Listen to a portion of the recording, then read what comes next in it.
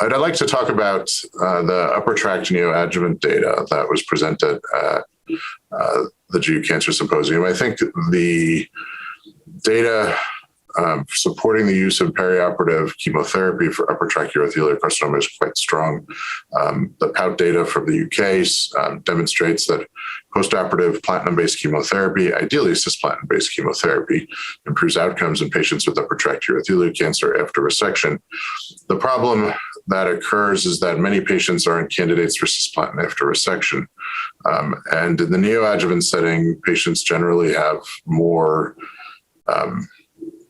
nephrons that are able to process the toxins and manage the chemotherapy toxicity better.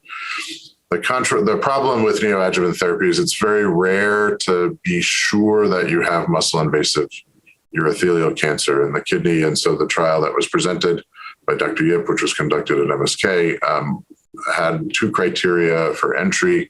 One is the presence of high-grade disease on biopsy or selective cytology, and the other was a presence of a visible 3D mass or hydronephrosis suggesting bulky disease.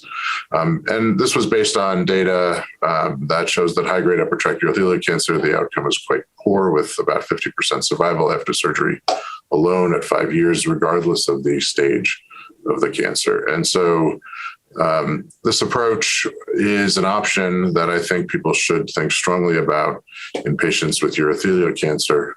Yes, we have randomized adjuvant data, but many patients in the real world are not going to be candidates for adjuvant therapy with cisplatin, whereas they might be candidates for cisplatin using split dosing in the neoadjuvant setting. And based on the time to event endpoints in that trial, even though it was a single arm study, they were quite reassuring. And so once again, we have data that suggests that postoperative therapy might help, but many patients can't get it. And more patients can probably get preoperative therapy.